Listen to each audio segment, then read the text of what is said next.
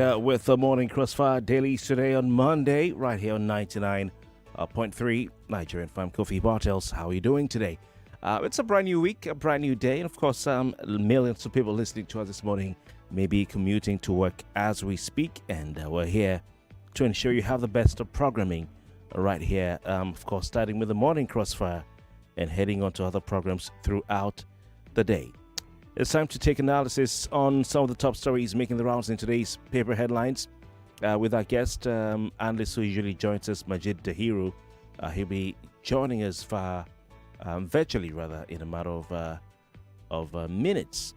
But you can have your say, weigh in on any of the paper headlines as you wish to do so. And of course, the big story of the weekend into this new week, U.S. President Donald Trump wading in to the accusations of religious genocide in Nigeria. Of course, the conversation around religious freedom is one that didn't start today.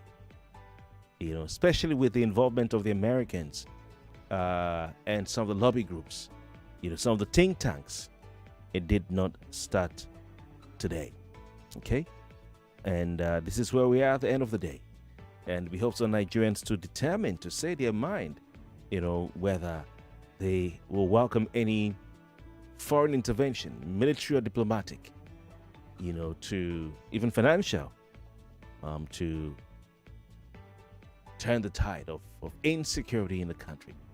Certain things are not in doubt. It's not in doubt that there is insecurity in parts of Nigeria. If there were no insecurity, we wouldn't hear the statement from the president. Some of the words he said when he, appointed new service chiefs, met with the newly appointed service chiefs. He's given them the marching order. So I think everybody, irrespective of political affiliation, acknowledges that there is a problem that needs to be solved. The question is, what is the problem? Who are the victims? Who are the perpetrators? What is the solution? These are the issues. And the papers pay attention to this. Let's start with today's version of The Guardian. Trump's warning unsettles Nigeria, raises concerns over religion sovereignty. Trump's warning unsettles Nigeria, raises concerns over religion sovereignty. And both from the paper, how DSS aborted Utomi's aberrative shadow cabinet through legal process. NRC train derails 189th time, 3 days after resumption. This is the Warri Itakpe train. This is a Warri Itakpe line, real line. Really sad. Resident doctors FG clash over 48 billion naira arrears. A strike paralyzes hospitals nationwide. There's a picture of the health minister right there.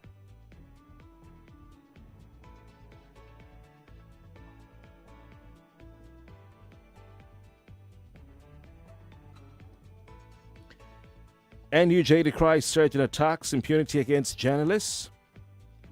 Some stories from the Nigerian, the paper, The Guardian. And of course, at the back page, we have a lackluster performance. FG shifts blame to governors. It's an article by, I think it should be Alabi Williams. All right, let's go to The Nation. Not much in terms of news in today's version of The Nation.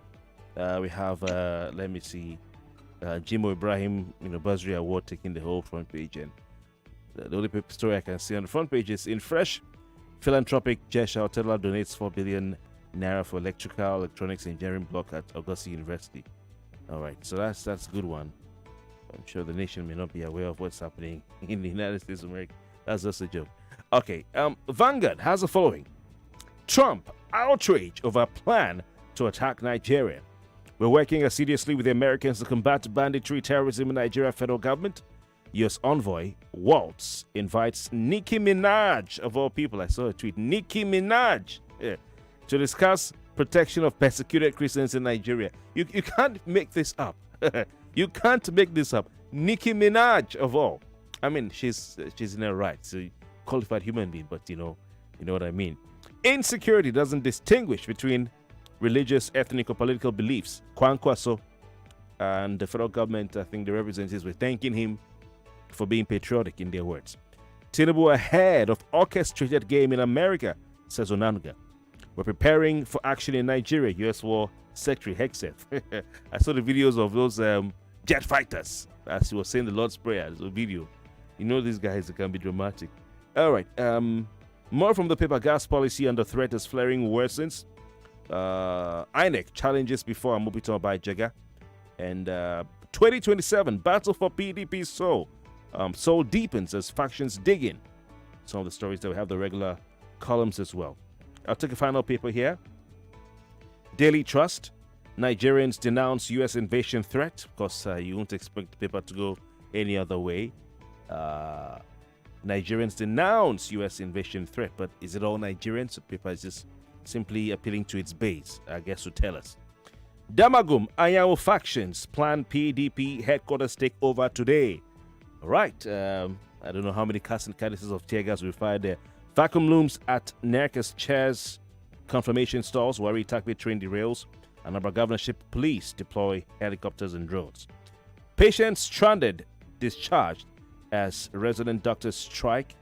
And Kano Senator Barrow receives over 1,000 NNPP Kwankwasia members to APC. Dr. Majeed Dahiru, good morning to you. Good morning. I don't know if we have any Marines dropping from parachutes anywhere near you in Abuja. No, I'm not a terrorist. I've not been killing Christians, so I'm not expecting a visit from America. They're coming to save you. I don't know at night whether you kept looking out the window. Well, I'm not under captivity as well. So. Yes, indeed. Dr. Majeed Dahiru, good morning to you.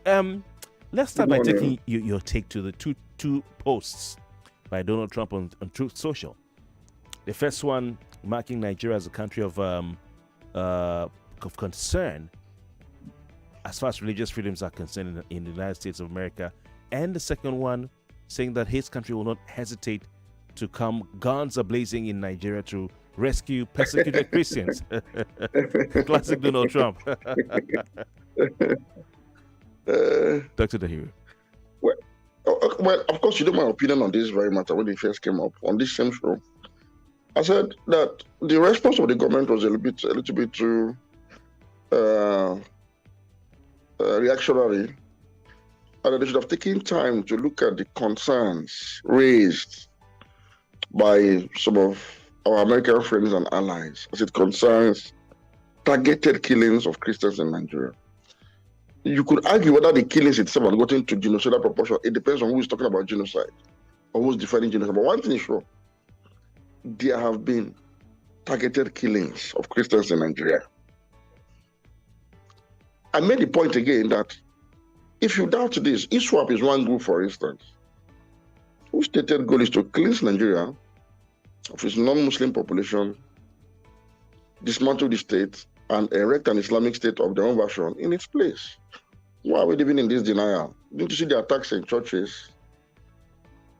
Now, if you recall, in 2022, there was a tweet from Muhammad Buhari, former president, when he gave a National Honors Award to the Imam from Plateau, Imam Abdullah, who was said to have saved Christians in his mosque. Hundreds of Christians, when they came under attack by killer herdsmen. In that attack, records show that between 100 and 300 people were slaughtered. People who were coming from church, mourners who were coming from church, were killed by these terrorists. These are targeted killings. And let me say something here, Mr. Kofi. We are discussing killings in terms of genocide. The identity of the victim, as well as that of the perpetrator, comes under close scrutiny. Let me say this today clearly. If a Muslim terrorist group like Boko Haram kills 1,000 people, and 900 of the 1,000 are Muslims, but only 100 are Christians, there is more attention. It will generate more controversy, it will generate more concern for 100 people that are Christians to be killed by a terror group that is Muslim in orientation than the 900 Muslims. You can't discard that as genocide because, well, they belong to the same faith. So at best, you can simply say conflict or killings. But when it involves somebody of another faith, because genocide itself means somebody is being killed because of their faith. And let me tell you this again today, for anybody that is listening. The Muslims that Boko Haram is killing are Muslims they do not consider to be Muslims. But the Christians they kill are people that they are killing because they are Christians. This is the difference. If Boko Haram knows you are a Muslim or believes you are a Muslim, they won't kill you. But they don't believe that some of us that are not with them in Sambisa forest are Muslims. So they equate us along with Christians as infidels and non-believers. This is the reality that the government itself should know. And so when these concerns were raised, I said to some people in government to say, look, simply admit that this matter exists, but it is not supported by the state. You know, unlike what happened in Sudan, for instance, when the genocide in Western Darfur by Arab militiamen, the Janjaweed militiamen, against the non-Arab population of Western Darfur in Sudan, the government of Omar al-Bashir backed the terrorists to carry out the ethnic cleansing in Western Darfur. So this one can raise serious concern because the government itself is aiding and abetting it. If you also look at in Rwanda, when the genocide took place in Rwanda, the government of Rwanda supported the Hutu militia that carried out the ethnic cleansing of Tutsis in Rwanda. The government was complicit. But in the case of Nigeria, the government, particularly the terrible government, couldn't have been complicit in the killing of Christians. You know, it's not possible. But what America is trying to make us do, for me, with the tantrum from Trump, the angry tweet, is a shock therapy. So, Mr. President, change the template you inherited from your predecessor in the war against terror. Change that template quickly now and become a state. You know, the world is wondering, how are you not able to defeat these people? Because, again, in some of these conflict zones, particularly in Benue and Plateau, I always warned, when 100 people are killed in Benue, 50 people are killed, numbers, high numbers. Look at what happened in Yelwata recently. You don't treat such killings as a communal crisis. That is one area the government has dropped the ball. I don't know, the template before the government is such that the killings in Benue and Plateau are usually tied to communal crisis, and I've always said no. If, for instance, a native, mostly Christian people of Benue and Plateau go and attack a Fulani man and his cattle, who is most likely being a Muslim, they're going to be a Muslim, the state should bring justice to that offender in this instance quickly. Because the Fulani man has a right to live there and do his business peacefully. And nobody has a right to kill him or destroy his business, which in this case is cattle. Now, similarly, if in anger or somebody feels you want to retaliate on behalf of this man has been wronged, he now enters a village. We have people of shared identity with the people they suspect to be perpetrators of this other crime, are sleeping in their huts, unarmed, defenseless, having no business at all with the earlier incident, and you slaughter them in hundreds. You can't call that communal crisis. No. These numbers are rising, and it is tilting towards genocidal proportion. And this is what I've been trying to tell the government. Don't treat this area. It's not communal crisis. Communal crisis I used to know. Both groups will meet at a point and shoot at each other seriously. If you look at the communal crisis in, say, Ebony State, for instance, both communities will come out armed, but everybody's armed, and they clash, and they fight themselves. But this one is not a communal crisis. It is not. So what I think this should do for the government is this. It is time now to change the template and apply the political will to deal decisively with people that are killing Nigerians across board. Trump will not invade Nigeria. Trump will not come to Nigeria to intervene. No, he will not. At best, he will sanction Nigeria. But he doesn't need to sanction for us as a government and as a people to come together to defeat terror. And there's this conspiracy of both sides, this fallacy of both sides that we keep trumpeting by government and some of the supporters in the intellectual world. No. There are no two sides in these killings. There is only one side. And what is that one side? Who is that one side? Unarmed Nigerians, defenseless Nigerians, innocent Nigerians, suffering Nigerians, both Christian and Muslim on one hand, that are the victims of killers across board. So for the Muslim community too, because I fear that this might, what I fear most is that this alarm raised by America might create sectarian crisis in Nigeria. That's what I fear the most, not an American invasion. I say this because already I'm seeing angry responses from the Muslim community, which is unwarranted. I've seen statements from Murik. I've seen statements from the Supreme Council for Sharia in Nigeria. I've seen statements from prominent scholars like Gumi. America did not say that Muslims and Christians are at war in Nigeria, and we are coming to fight the Muslims on behalf of the Christians. That was not what Trump said.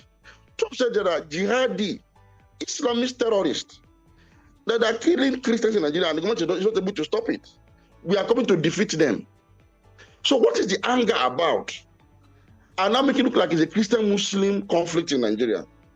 And if you look at the rhetoric across social media, it begins to turn to a Muslim-Christian confrontation. Whereas these people have claimed that more Muslims have died in the hands of jihadi terrorists than Christians. So if America has the magic wand to kill that terrorist that is killing more Muslims and less of Christians, why are we now actually having this argument and throwing tantrums at each other on social media? So I want to call on the government this morning. All right. The National Security Advisor, the IGP of Police, reining all religious leaders across on both sides who are going to be overheating this policy until Nigeria and the United States are able to resolve this issue amicably and find a collaborative way to defeat terror once and for all in Nigeria. Dr. Dahiru, I think you hit the nail on the head because whether it is a Christian genocide or not, if there's any action to take out these terrorists who have killed more Muslims than Christians, those who benefit the more are the Muslim population, northern populations who can go about their worship and their business peacefully without fear of being attacked. So I don't know. I am joining you to not understand what the issue is. But we have more from the Daily Trust says Nigerians denounce U.S. invasion threat. I think we can understand their predicament because not all Nigerians are denouncing U.S. invasion threat. I think opinion is split. But this is another one. Yeah, I just want to put this to you. This one says ACF opposes invasion, says Nigerians of all faiths being killed. And then they also say still Daily Trust. Muslims also being killed, Middle Belt Forum. If Muslims are not complaining of being killed, and Christians had to complain and shout for help, why are Muslims now making most of this noise? I'm a Muslim, and sometimes it baffles me how our priorities are so misplaced as a Muslim, as a community in Nigeria. If you are being killed as you claimed, but you are comfortable with it until today that the Christians have spoken out to the world to ask for help for their own death. What is it that you are saying, okay, keep quiet, let's not talk about it since all of us are being killed? Or what exactly is the point in this we are being killed also theory? Are you comfortable being killed? Why are you not screaming out for help, either to the Muslim world, to the United States, to the larger Arab world to come to help you or whatever? If you have refused to speak out, if you think it is normal, why do you think somebody else is going to accept this normality of being killed? And what is all this noise about? And we're also being killed. It sounds very ridiculous. For those people that are saying this that are chanting this nonsense, that we're also being killed. It's very ridiculous. If you are being killed and are comfortable being killed, why should somebody else be comfortable being killed? Let me say this. I'm happy that Daily Trust brought up this story. A few years ago, I think about a year or two ago, you and I know that IPOB militancy has been rocking the Southeast, right? Now, most of the victims are Igbos, like them. Most of the people killed in the Southeast, probably 99.9%, are Igbos. But on a particular day, my dear brother, IPOB militants were suspected to have killed a Hausa woman living in Onitsha, one Fatima, and 4 of her children. ACF didn't make a statement. ACF came out with blazing guns. All northern groups came out with blazing guns. And it was Daily Trust that reported it like this. Daily Trust didn't report it as part of the killings going on in the Southeast. They reported it as a targeted killing of a northerner. It created controversy then in the media, and I defended the position of Daily Trust. I said, no. Daily Trust is trying to tell us the identity of who has been killed. And just like I'm on this program now, I was on another program then, And I made the comment to Anambra State government that if I pop kill all the people in Anambra, it will make much meaning to outsiders. But if this tendency that I'm seeing now is about to be a pattern where Northerners are targeted, it means it's going to be genocidal in outlook. I use the word genocide just for this family of 5 that was slaughtered, because they have a different ethnicity and religion from the mainstream. So if, for instance, I wonder if the next families that are killed happen to be the same people on the same demography, it is stating towards genocide. Because initially the Anambra State government too made the same statement that Northerners are making now. We are all being killed. And I said, no, you're not all being killed. This one is different. Handle it differently. And truly, Governor Soludo issued another statement to seriously condemn that killing, sent a delegation from the government house, Anambra State government, to the family of the bereaved, and then invited the leader of the Hausa community to government house, the Seriki House of Onisha, where he declared that this man is 70 years old and he was born in Onisha, meaning he is as Onisha as any other person, including himself, and that they're going to enjoy the same security and protection as other person, that they're not under threat. Meaning the state government has clearly shown that we do not support the killing of Northerners in our state. Kofi, remember the recent one happened in Edo, in Uromi. Killings are going on in Uromi as we speak. At the time, killings were going on in their forest. Out of desperation, they formed a vigilante group to protect their forest and their communities. Unfortunately, a group of 16 Northerners now, coming from a hunting expedition from somewhere in the south, going to the north for Eid celebration, were accosted by these people. And because of the shared, how do you call it, filial bond or ties between an original man and a Fulani man, this one mistook them for bandits, and they were killed. Did you see the reaction from the north? Why didn't the north treat that killing? Why didn't the Muslim north treat that killing? I thought of the general killings going on in Nigeria. Why was that such an uproar? This same ACF came out, gun blazing, asking for justice, asking for this, giving ultimatum. The governor of Edo State had to dismantle that vigilante, arrest their members, and they are being prosecuted as we speak. And then he flew to Kano. He was almost on his knees begging both the families, the government, and promised to compensate. Why did he do that? Because the demography was different. If an Isha man and a Christian kills a Hausa man and a Muslim, in that number, it raises a red flag. But if an Isha man, if an Edo man kills a fellow Edo man in hundreds, it would as much red flag as once you kill somebody that's not of your identity. That is where genocide comes in. Why are we talking as if we're illiterate? Right. As if we don't know what the world is talking about. All right. Thank you, Dr. Majeed Dahiru. You said it all. In fact, my checks indicate that genocide goes even beyond killing to displacement from your land. It's also part of genocide. But let's move on to look at what's happening in your backyard in Abuja there. With the People's Democratic Party, it seems it's a case of from frying pan to fire. I don't know, Nigerians. I keep telling my listeners PDP is gone. It's gone now. Yes. But I don't know if you agree. But this is what the Vanguard says today in a story by Luminous Janamike. I got that right. Says the People's Democratic Party has again found itself mired in crisis after the Federal High Court in Abuja stopped the Independent National Electoral Commission from recognizing the outcome of its proposed national convention in Ibadan, Oyo State. Justice James Omotosho, again, issued the restraining order while ruling on the suit that questioned the legality of the planned convention, a decision that has reopened old wounds and reignited long-standing divisions within Nigeria's main opposition party. Now, in a swift reaction, National Working Committee announced a suspension of key officials, including National Secretary Senator Samuel Ayaun, National Organizing Secretary Omar Bature, and others. I'm just going to leave it at that. But the situation took a fresh twist when another faction of the party issued its own round of suspensions, this time targeting National Chairman Omar Damagum, National Publicity Secretary Debo Logwangba, and 4 others, deepening the confusion in the party. So the suspended Ayaun suspended the chairman of the party who suspended him. So confused. I don't think they will now move this matter to court now to know who actually was right to suspend the order. You see, the PDP has entered an intractable crisis that will render the party impotent going to the next election, because it's unlikely that the people have valid candidates going to the next election. As what they're going to see, that they're going to see more decamping from the PDP.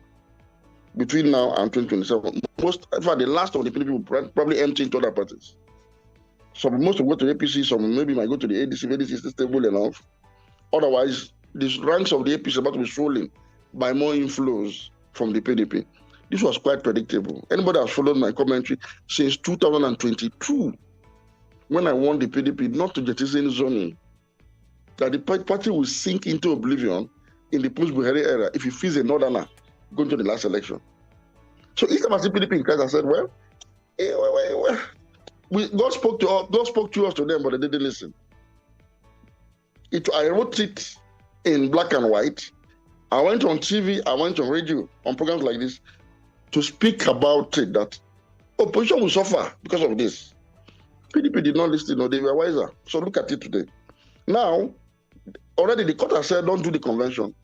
So if you go ahead and do that convention, anything that comes out of that convention will be considered null and void, including the leadership that will throw up the next set of candidates for the party. That's on one hand. Now the party are split into two now, effectively. They're going to now go back to court to decide which of the factions is authentic. So the PDP right now has slipped into a prolonged legal conundrum that they cannot conclude at the Supreme Court before 2027 common elections. So the party has become too risky. Anybody that is in that party now, I don't know what the person is thinking. No person is ready not to run for the next election. Otherwise, anybody living in PDP now can no longer be faulted. Can no longer be faulted at all. Because of the validity of the platform is in doubt. What are your thoughts on the role of the judiciary? I'm not faulting any judgment, but generally speaking, what role can they play to ensure that parties are not disenfranchised or prevented from being a part of elections? Because that is the script or the playbook that we're going to see play out. There's nothing the judiciary can do at all. It's not even that is not even responsibility for the judiciary. The judiciary is robotic in nature. Why you feed it as evidence and fact? It will give you back as judgment or rulings. It's a political. It has no concern. It has no obligation towards any political party at all. That is why political parties themselves are supposed to be made up of men and women of distinguished character, high integrity and patriotism, whose sole purpose, whose sole aim and objective is to use the political party as the brain box to translate, to give life, to implement the constitutional provision of welfare and security for the people. That's all. Okay. Until we attain that level of party management, we will have this crisis and usually cannot enter about it.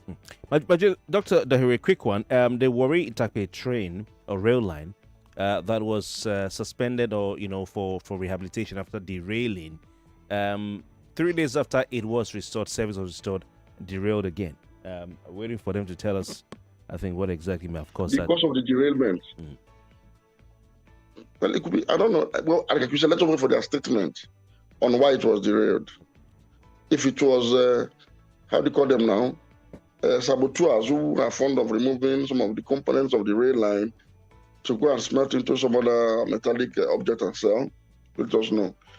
Otherwise, also let us know. So the authorities should be very forthcoming in telling us why, again, it has derailed. And if it is derailing so much like this, then we may need to find a permanent solution to it. All right. They suspect vandalism. But is it maybe time to start thinking of privatizing the railways in this country, giving NRC a rest, after decades of... Okay. Let me say this. Nigerians appear to be very obsessed with privatization. And I've always made the point that what is good for a developing economy is let the government run its own business side by side, private sector. And as for rail lines, even in America, the headquarters of capitalism, rail lines are managed by the government of America, the federal government. One of the largest rail line networks in the world is managed by Amtrak, an American-owned enterprise. In the UK, the tracks are owned by the government, but the coaches are managed by private people. But the rail tracks, most other parts of the world, in India, in Dubai, is government-owned. Because rail is simply a form of social service to the people. It's not really a profitable enterprise. It's to support, it's to give back to the people a means of mass transportation, mass transit that makes their lives and their economic activities easier. So it's not a profit-oriented enterprise. All right. Like most part of the world, it is the government that actually runs the rail line. So you know something the private sector can run, it will be too expensive, and they don't have the capacity to run it. We have privatized our power company. How well have they run it? All right.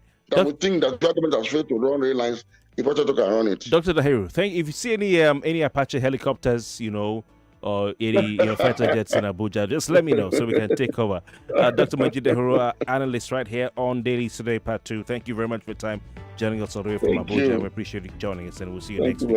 All right, thank you. I'm Kofi Bartels. This is the Morning Crossfire. Let's go for our next installment of the news update, and then when we come back, we'll take your thoughts all through from now till 9 o'clock on Donald Trump and his threat to come guns a-blazing into the Federal Republic of Nigeria. Please stay with us.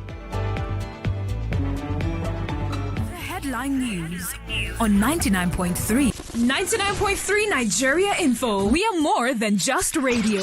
Subscribe to our YouTube channel at Nigeria Info FM. Check us out on Facebook at Nigeria Info 99.3. Follow us on Twitter at Nigeria Info FM and on Instagram at Nigeria Info FM Lagos for live updates as it happens.